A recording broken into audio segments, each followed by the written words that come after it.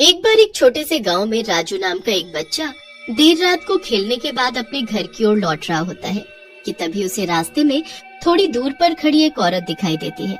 राजू पहले तो सोच में पड़ जाता है, फिर वो उसकी तरफ बढ़ता है और उसे आवाज लगाता है। राजू को रात के अंधेरे में कुछ भी साफ दिखाई नहीं दे रहा था, इसीलिए उसने औरत के और पास जाकर उससे बात करने की सोची। औरत के थोड़े पास पहुंच जाने पर राजू, अरे ओ ताई, भला आप यहाँ सड़क के बीचों बीच क्या कर रही हैं? क्या आपको कोई मदद चाहिए? वो औरत राजू के ठीक दूसरी तरफ मुंह करके खड़ी होती है और तभी वो अजीब तरह से हिलने लगती है, मानो उसे जोर जोर से करंट लग रहा हो। राजू उसे इस तरह देखकर बहुत डर जाता है और उसके कदम अपने आप पीछे की तरफ जाने लगते हैं, पर वो एक छोटे से पत्थर की वजह से वहीं गिर जाता है। अरे कोई तो मुझे बचाओ! देखो इन ताई को क्या हो रहा है। तभी वो औरत रुक जाती है और राजू की तरफ मुंह कर लेती है। उस औरत का मुंह इंसान का नहीं बल्कि एक चूहे का होता है। राजू बहुत ज्यादा घबरा जाता है। इसके पहले कि राजू खुद को संभाल पाता, उसके बगल में एक और औरत आ जाती है। जब राजू अपनी दूसरी तरफ देखता है तो वो भौचक्का रह जाता है, क्योंकि उसके बगल में खड़ी औरत का सर एक कछुए का होता है।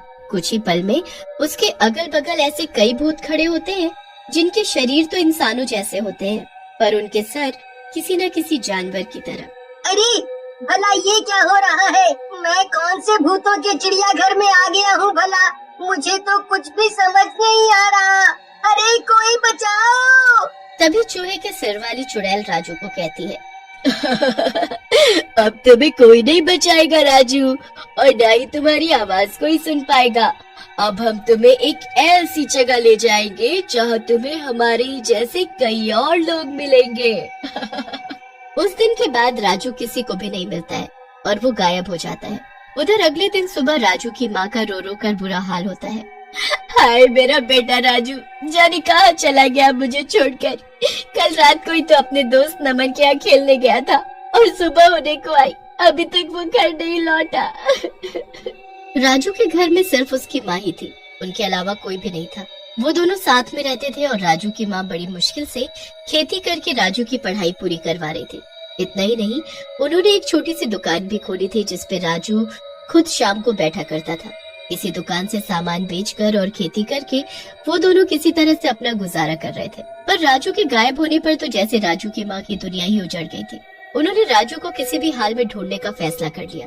वो हर रोज सुबह होते ही अपने बेटे को ढूंढने निकलने लगी और देर रात तक उसे ढूंढा करती थी, पर राजू का कोई सुराग नहीं मिला।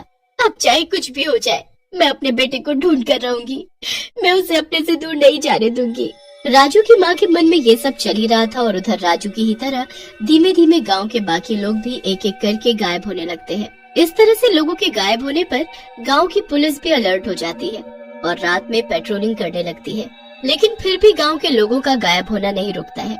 एक रोज शाम के वक्त राजू की माँ उसी रास्ते से घर लौट रही होती है जहाँ पर राजू गायब हुआ था। वो आज फिर से राजू के दोस्त के घर राजू के लिए कोई सुराग ढूंढने गई थी, पर उसे कुछ नहीं मिला था। जब राजू की माँ घर लौट रही थी तो थोड़ी दूर पर उन्हें एक औरत खड़ी दिखाई दी, ठीक उसी तरह से जैसे राजू को उस दिन दिखाई दी थी। तभी वो औरत फिर से उस दिन की तरह से जोर जोर से हिलने लगती है और उसके पास से अजीब अजीब सी आवाजें आने लगती है। अरे ये कौन है भला? कितनी अजीब सी दिख रही है ये औरत। कौन हो तुम और तुम इस तरह से क्यों चल रही हो? तभी वो औरत राजू की माँ की तरफ मुड़ती है। उसकी शक्ल देखकर राजू की माँ हैरान हो जाती है, क्योंकि वो कोई आम औरत नहीं होती बल्कि वो एक चुड़ैल थी और उसका सर एक चूहे का था। अब तुझे बचाने कोई नहीं आएगा बुढ़िया।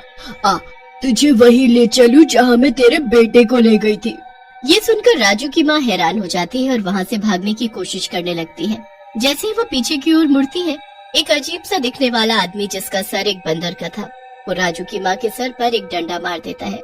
डंडा पड़ने की वजह से राजू की माँ बेहोश हो जाती है। जब राजू की माँ की आंख खुलती है तो वो अपने आप को एक पिंजरे में कैद पाती है। राजू की माँ अपने अगल बगल देखती है तो उन्हें कई पिंजरे दिखाई देते हैं जिनमें लोग कैद थे। उनमें से एक पिंजरे में राजू भी कैद था, जो अपनी माँ को चीख चीख कर बुला रहा था। माँ तुम यहाँ कैसे आ गई? माँ तुम्हें यहाँ नहीं आना चाहिए था। माँ यहाँ पर कई अजीब से दिखने वाले भूत हैं, इनके सर जानवरों के हैं और ये हम सबको भी अपनी तरह बनाना चाहते हैं। माँ हाय मेरा बेटा, तू ठीक तो है ना? मैंने तुझे कहाँ नहीं ढूंढा। तू बिल्कुल भी चिंता मत कर, मैं आ गई हूँ ना। अब मैं तुझे और इन सभी लोगों को यहाँ से छुड़वा लूंगी। तभी वहाँ फिर से चूहे के सर वाली चुड़ैल आ जाती है और उसके पीछे उसकी भूतों की टोली आ जाती है। ए, क्या बात कर रहे हो तुम माँ बेटे? बस कुछ देर रुक जाओ, फिर तुम भी हमारी तरह ही हो जाओगे। फिर आराम से बातें करना। नहीं, मैं ऐसा कुछ भी नहीं होने दूंगी। मैं मेरे बेटे और यहाँ फंसे सभी लोगों को यहाँ से निकाल लूंगी। राजू की माँ ये सब बोल ही रही थी कि उधर से एक भूत आया और उसने पिंजरे में कैद एक आदमी को निकाला और अंदर बने एक कमरे में ले गया। वो आदमी डर के मारे जोर जोर से चिल्ला रहा था, बचाओ बचाओ, कोई मुझे बचाओ, ये तुम मुझे कहाँ ले जा रहे हो? मगर उसकी किसी ने नहीं सुनी। पिंजरे में कैद बाकी सब लोग इस भयंकर मंजर को देख रहे थे, पर सब बहुत मजबूर थे। थोड़ी देर बाद वो आदमी जब बाहर आया तो सबके होश उड़ गए थे। उस आदमी को भी भूतों ने अपनी ही तरह बना दिया था। उस आदमी का सर एक जिराफ जैसा हो गया था। हे भगवान, ये क्या हो रहा है? हमारी मदद करो भगवान, हमें यहाँ से बाहर निकालो। तभी वहाँ पर एक आदमी आता है जिसकी शक्ल बाकियों से बिल्कुल अलग थी। उसके आते ही सभी भूत उसके सामने झुक जाते हैं और उसके पीछे खड़े हो जाते हैं। तुम सब इंसान देख रहे हो ना मेरा कमाल। देखो ये मैंने क्या किया, और धीमे धीमे मैं तुम सबको और इस गांव के हर इंसान को इनकी तरह बना दूंगा। तुम में से कोई नहीं बचेगा। अरे पर तुम कौन हो और ये सब क्यों कर रहे हो? मेरा नाम श्याम है और जहाँ पर तुम इस वक्त कैद हो वहाँ सालों पहले एक चिड़ियाघर हुआ करता था। मैं इसी चिड़ियाघर में काम किया करता था। मुझे यहाँ पर रहने वाले सभी जानवरों से बेहद प्यार था, पर यहाँ के मालिक इन जानवरों पर बेहद अत्याचार करते थे ताकि वो तुम लोगों का मनोरंजन कर सके। मैं इन सब जानवरों को आत्मनिर्भर बनाना चाहता था। मैं चाहता था कि ये अपनी लड़ाई खुद लड़ें। इसीलिए मैंने इन्हें इंसानों की शक्ति देने का फैसला कर लिया। मैंने एक एक करके इस चिड़ियाघर में काम करने वाले हर आदमी को पकड़कर उस पर एक्सपेरिमेंट करके उसके शरीर को इन जानवरों को दे दिया। तेरे सपने कभी सच नहीं होंगे श्याम, तुम ये सब बिल्कुल भी ठीक नहीं कर रहे। थोड़ी देर में यहाँ पुलिस आ जाएगी और तुम्हें पकड़ लेगी। श्याम उनमें से एक भूत की तरफ इशारा करता है और वही चूहे के सर वाली चुड़ैल राजू की माँ को पिंजरे में से निकालने के लिए आगे बढ़ जाती है। तभी वहाँ पुलिस आ जाती है और उन्हें चारों ओर से घेर लेती है। बस श्याम, तुम्हारा खेल यही खत्म होता है। हमने तुम्हारी सारी बातें सुन ली हैं और उन्हें रिकॉर्ड भी कर लिया है। अब तुम अपनी सलामती चाहते हो तो खुद को सरेंडर कर दो। श्याम पुलिस की गन देखकर डर जाता है और वो पुलिस से कहता है, ठीक है, मैं सरेंडर कर दूंगा और इन सबको पहले जैसा कर दूंगा।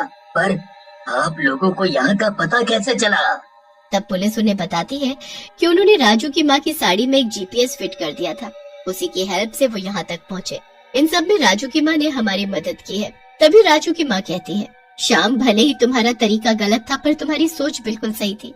मैं तुमसे वादा करती हूँ कि इस गांव में दोबारा कोई भी जानवरों को चिड़ियाघर में या अपने घरों में कैद करके नहीं रखेगा। बस तुम सबको पहले जैसा कर दो। ये सुनकर श्याम सबको पहले जैसा कर देता है और राजू अपनी माँ के साथ अपने घर वापस चला जाता है।